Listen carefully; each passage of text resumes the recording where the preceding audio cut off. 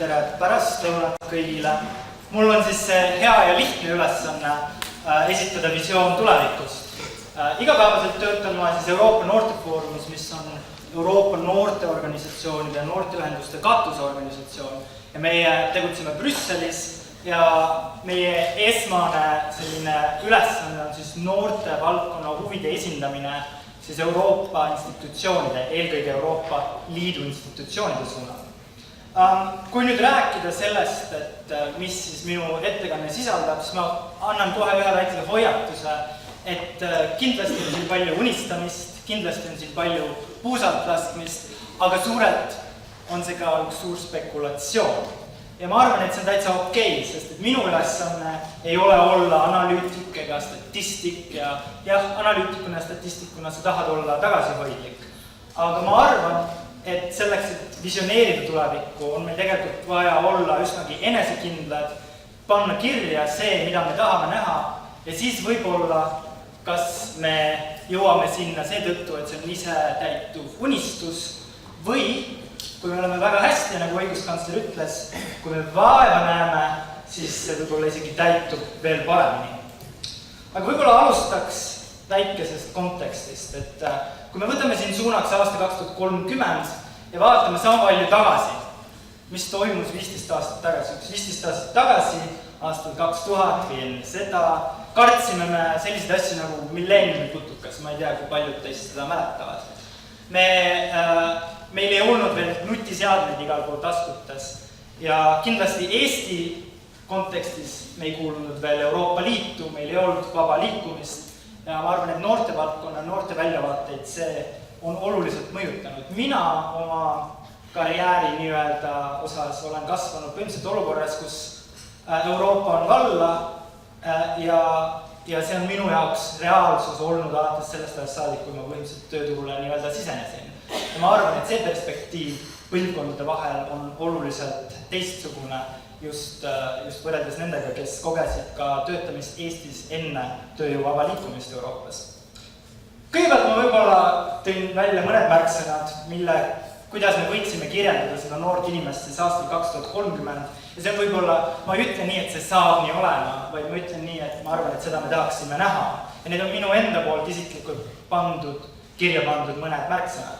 Ma arvan, et noor võiks olla avatud, loomulikult paindlik, kuna olukord nõuab seda eelkõige tööturul, osavõtlik ühiskonnas, osavõtlik otsustes, aga ka maailmakodanik, kes ei mõtle ainult iseendast, mõtleb ühiskonnast ja selle tulevikust, hooliv teiste suhtes, aga ka enda suhtes, ettevõtlik, säästlik, sest et meie keskkond on teema, millega tuleb tulevikus rohkem tegeleda, koostööle suunatud, mitte konkurentsile ilmtingimata, eelkõige elukestev õppija, mitme karjääriga tõenäoliselt elu jooksul ja eneseteostust otsiv.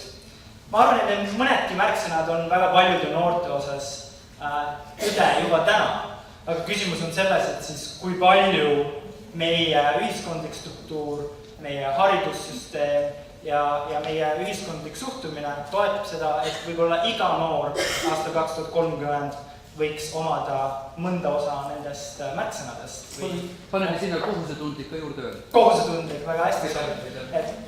Et see on, nagu ma ütlesin, see on lihtsalt nagu minu mõned mõtted sel teemal.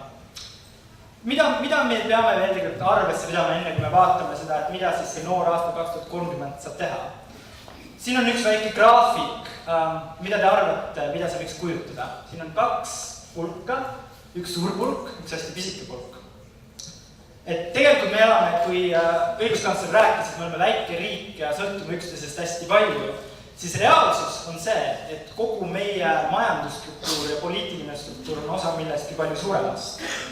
Eesti elanikkond moodustab, see on seesama graafik teisel kujul, Euroopa Liidu elanikkonnast kõigest 0,26%.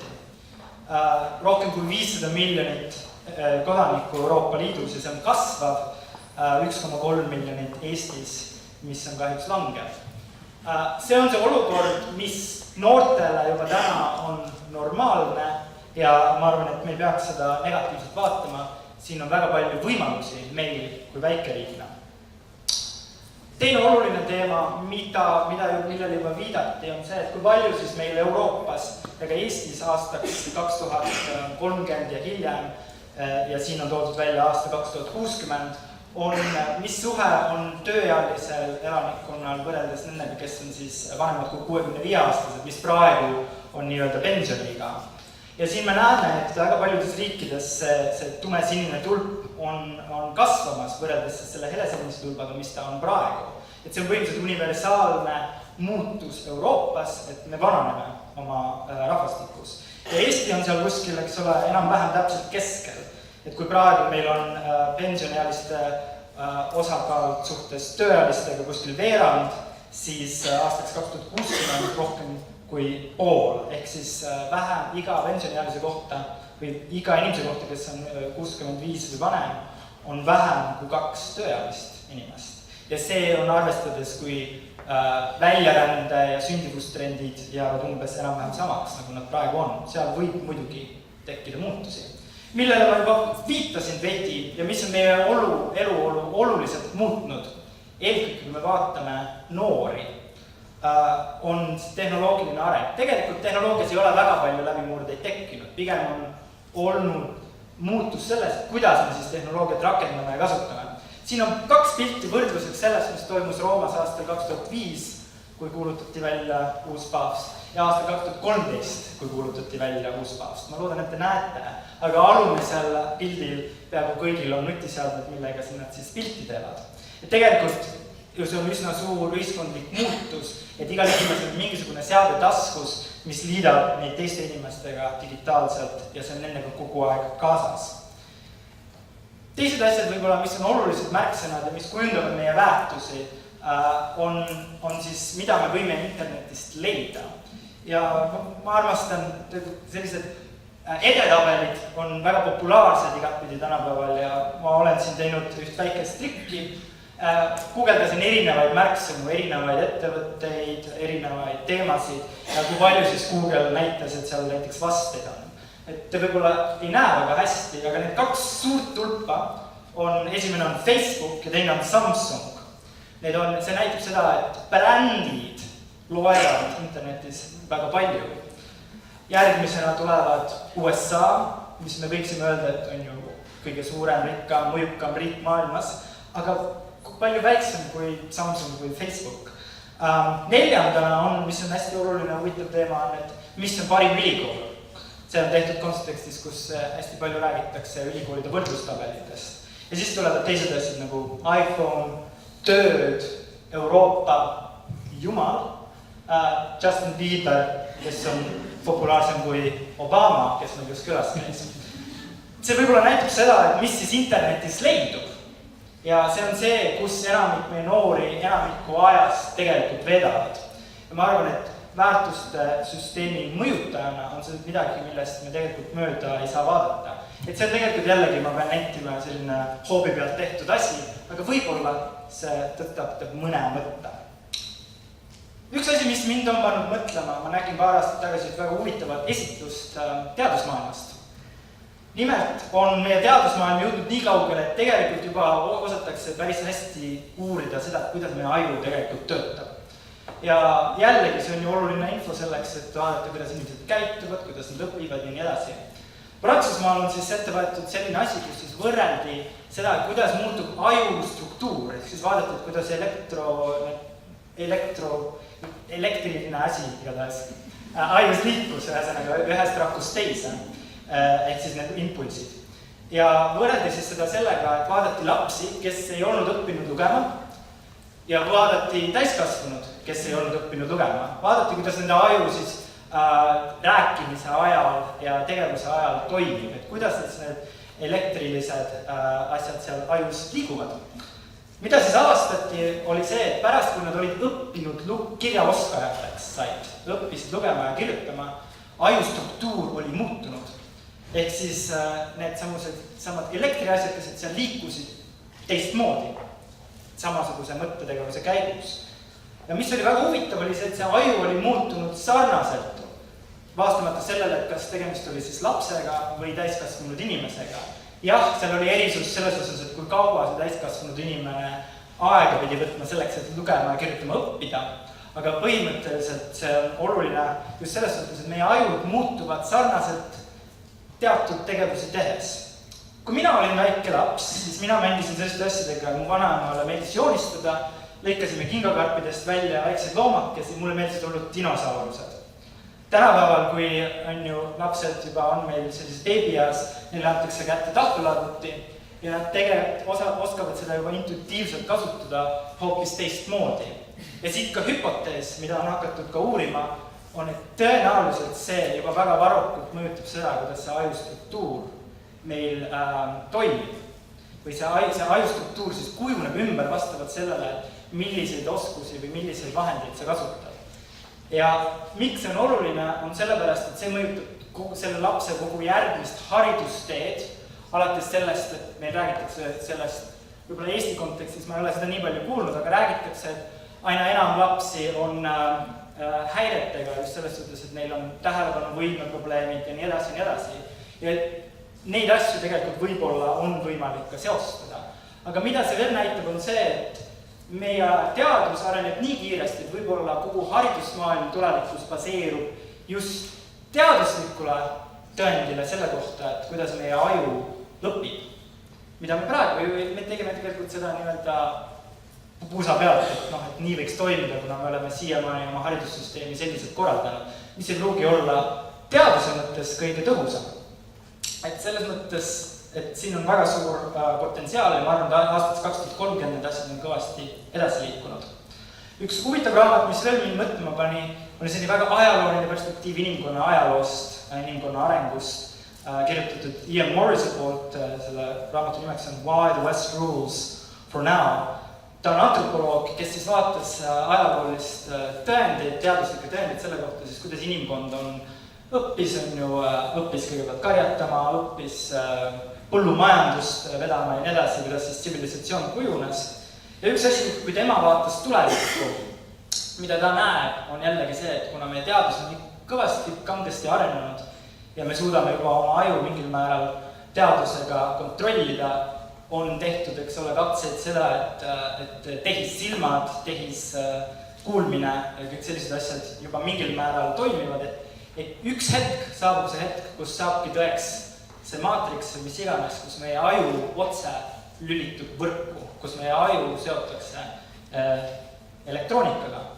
Et ulmefilmides me seda näeme, aga tegelikult teadus juba sellega tegeleb ja mingi hetk see tõenäoliselt ka saab teoks. Need on lihtsalt kaks mõtet, mis on mind ennast pannud mõtlema selles suhtes, et siis milline meie noor või milline näeb välja meie tulevik ja milline näeb välja meie igapäevane elu. Kui nüüd rääkida tööturust, mis tuleme veidi maa peale tagasi, siis mõttekoda Bruegel, mis on üks olulisemaid ja mõjukamaid mõttekoda siit Brüsselis, on uurinud sellist tööturu trende. Ja nad ütlevad, et tegelikult praegu seoses tehnoloogiaga on enamasti teadlased või siis sotsioloogid ja sotsiaalteadlased ütlevad, et on enam-vähem jagunevad kaheks. Ühed, kes ütlevad, et tehnoloogia muudab kõike tööturul, teised ütlevad, et tegelikult see muudab üsna vähe. Ja räägitakse ka sellest, et siis see tööturg segmenteerub aina enam. Meil on aina rohkem vaja spetsialiseerumist ja tippspetsialiste ja ka lihttöölised mingil määral jäävad, aga kaob ära see nii-öelda keskmised juhid, see middle management, kuhu väga paljud inimesed kuuluvad lõppkokkuvõttes. Ja siis räägitakse sellest, et just see tippspetsialistide tasandil toimub eriti piirkondades, kus on tööjõu vaba liikumine, talentide sõjad, kus aina enam inimesi liigub ringi ühest riigist teise. Ja see on meie kui Eesti reaalsus. Ja ma arvan, et väga paljud noored, kes lahkuvad siit eneseteostusvõimalusi otsima Euroopas, teevad seda tõenäoliselt seetõttu, et neil on suuremad võimalused seal teatud teadusvaldkondades või teatud väga spetsialiseerunud valdkondades rohkem panustada, kuna meie Eesti väike elanikkond lihtsalt ei kata seda valdkonda ära. Ja siis seetõttu tulebki meile Eestis mõelda, et mis siis on see meie valdkond, kuidas meie saaksime teatud valdkonnas neid spetsialiste siia ise meelitada. Ehk me oleme sellises majandusolukorras, kus see tööturg olenemata sellest, kui palju tehnoloogia muudab, me teame juba seda, et spetsialiseerumine on väga oluline. Vaatamata sellele, me näeme praegusest olukorrast lähtuvalt, et väga palju noori jääb ka tööturul maha.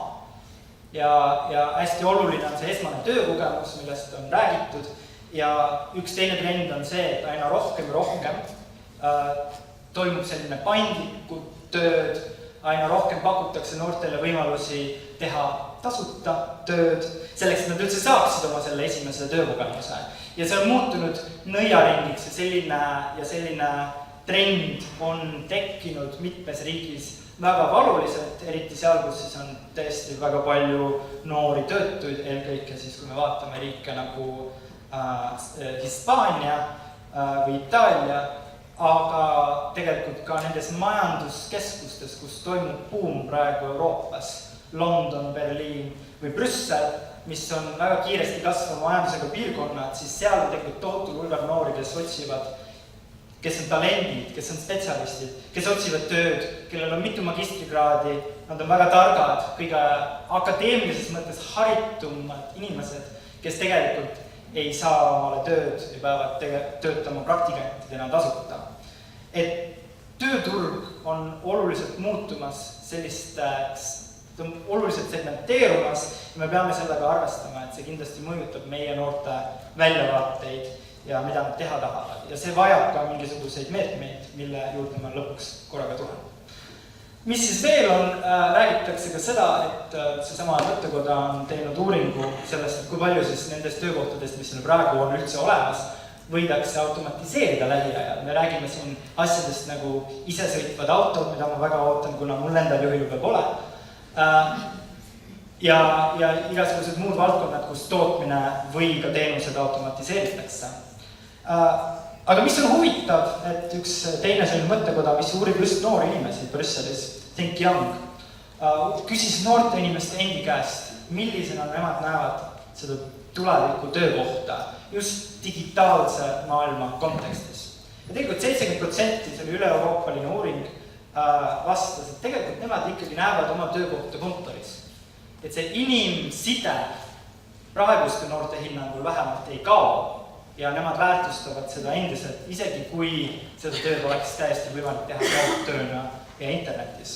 Et selles mõttes, et siin on jällegi, see näitab võib-olla seda, et millised on noorte hoiakud ühelt poolt, aga ka teiselt poolt, et siis kuidas nemad ise noortena seda tuleviku tööturgu kujundavad. Ja siit me jõuame selleni, et meil on vaja paindlikke noori, kellel on õpihimu ja kes on nõus ennast pidevalt ümber kujundama nii isikute kui töötajatena.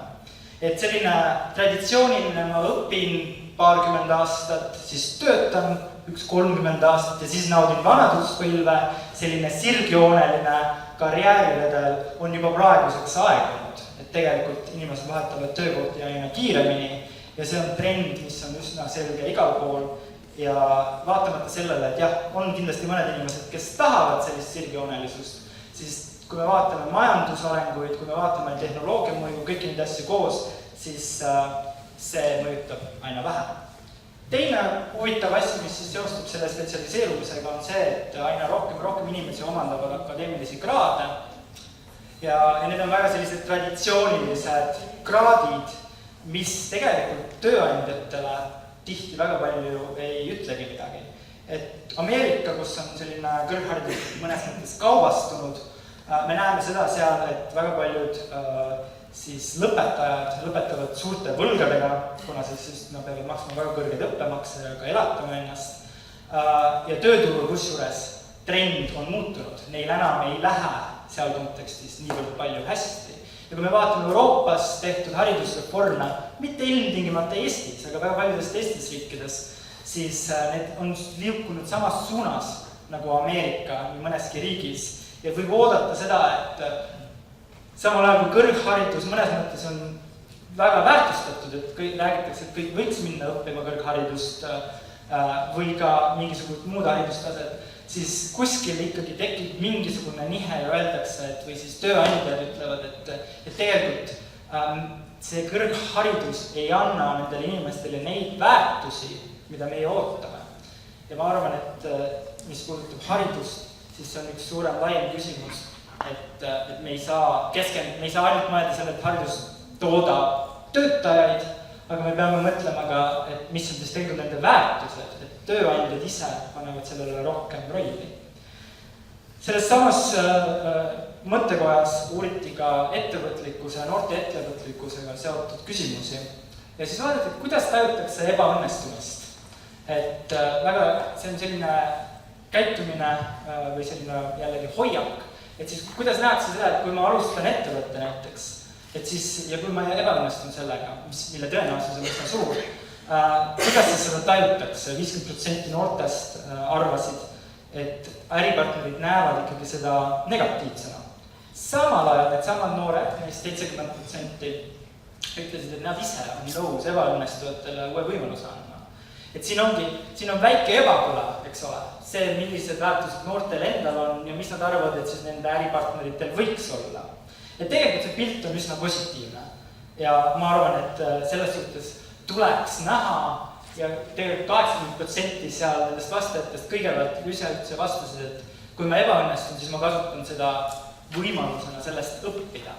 Ja see on nagu võib-olla selline oluline küsimus, kuhu tuleks, ma arvan, suunata meie hoiakuid, mis puudutab ettevõtlikkust või ükskõik millist ettevõtmist, see ei pruugi olla üldse ettevõtlusega seotud.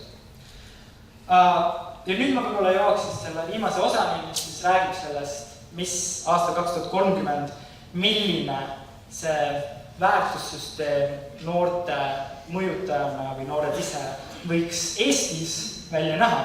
Ja ma olen toonud välja sellist 4 olulist küsimust, 4 olulist valdkonda, mis minu isiklikul hinnangul on võib-olla noori täna ja homme ja ülehomme kõige rohkem huvitavamas.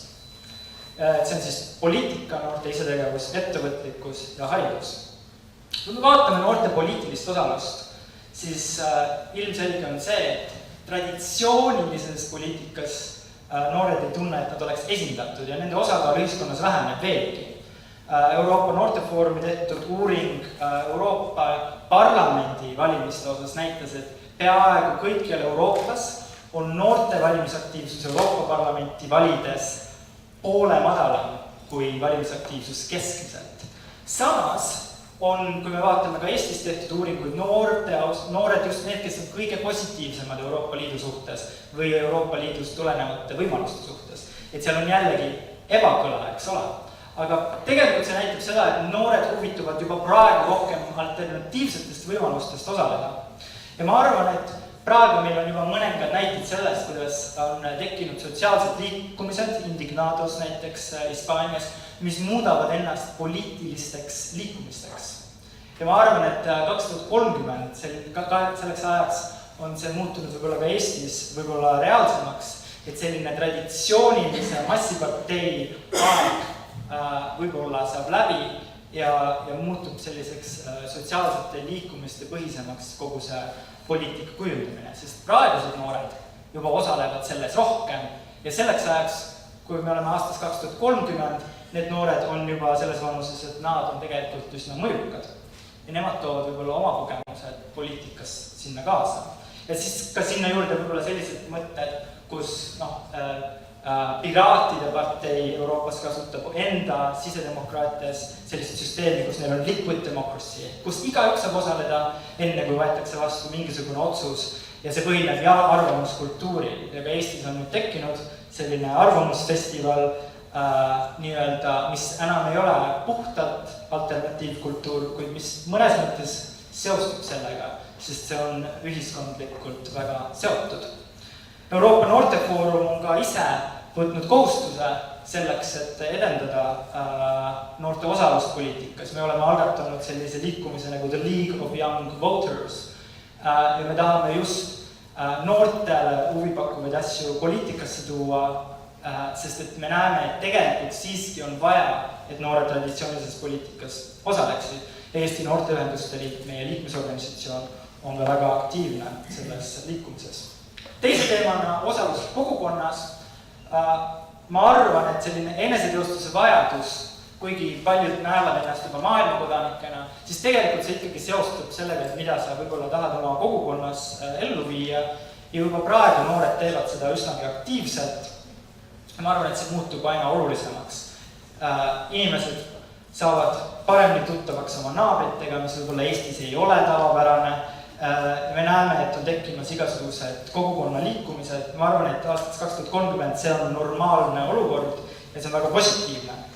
Aga otsitakse ka lihtsalt tunnustust ja väljakutseid, sest inimesed tahavad näha, et see, mida nad teevad, avaldab otsest mõju kogukonnale. Ja selleks on just kohalik kogukond kõige parem väljund.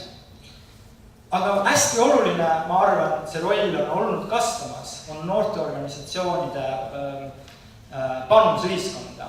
Ja eelkõige panus selles suhtes, et just need noored liidrid, kes võiksid võtta vastutust ja kohusetunnet ja anda eeskuju teistele, kasvavad välja noorteorganisatsioonidest. Noorteorganisatsioonides tehtav töö nii mitteformaalse hariduse mõttes kui ka puhtalt sellega, et noored ise ju tegelevad teiste noortega, kes võib-olla võiksid muidu sattuda riskirühma, on, ma arvan, asi, millesse tasub panustada ja ma usun, et aastaks 2030, kui me vaatame neid positiivseid trende, mis meil praegu Eestis on see jällegi normaalsus. Ettevõtlikkusest rääkides on, ma arvan, sotsiaalne ettevõtlikkus oluline. Avatus ja kiired arengud nõuavad seda ja jällegi see seostub selle väärtusmudeliga, et me tahame panustada kogukonda. Ma arvan ka, et selline haridusasutuste, ettevõtete ning ettevõtlusinkubaatorite sidemed muutuvad igapäevasemaks ning teenusmajanduslik tootmine on suunatud rohkem jätkusuutlikkusele, sest me peame nagu fakti alla ennast seadma, et meil on kliimamuutused ja asjad, mis meid aina enam mõjutavad, aga ka seda, et inimesed otsivad isikupära toodetest ja ei taheta ainult massiproduktsiooni, mis kestab väga vähe. Ja ma arvan, et päris palju osa noori tulevikus töötab nii-öelda FIE-dena või siis ka osalise töökoormusega. Ma arvan, et see osakaal aina kasvab ja see trend tegelikult ei muutu. Meil on vaja tegelikult kujundada see seadusandlus ümber.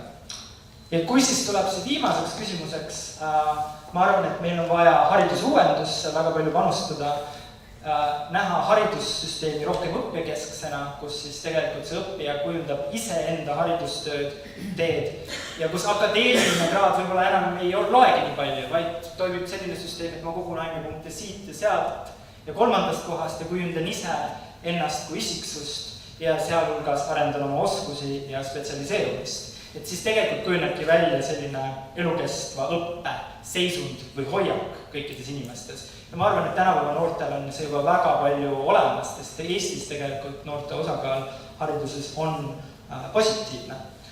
Ning ma arvan, et haridus seetõttu liigub selliste liberaalsete väärtuste juurde tagasi, kus räägitakse sellest, kui palju haridus panustab meie hoiakute kujundamisse, sest praegu tegelikult Eesti kontekstis meil on väga head poliitikadokumendid ja strateegiad, mis seda sõnastavad, aga reaalsuses on ikka kooliski meil väga palju faktipõhist õppimist, kus seda ei seostata hoiakute ja huvidega. Või lapsed oleks ka tegelikult selliseks mõtlemiseks valmis. Miks me alles hakkame sellel suunal mõtlema, kui me näiteks läheme keskkooli või ülikooli? Miks me ei võiks seda mõttemaailma hakata kujundama lastes palju varem? Et ma arvan, et see on puhtalt filosoofiline küsimus minu jaoks, aga see nõuab väga palju vaeva, et seda muidugi ümber pöörata ja väga palju koolitust ja väga palju innustamist ja väga palju ressursse. Ma arvan, et kui me seda teeme, siis see on igati väärt. Võimalus viimaseks lühisõnavõtuks või kommentaariks või küsimuseks. Kui ei ole, siis suur tänu sulle. Aitäh!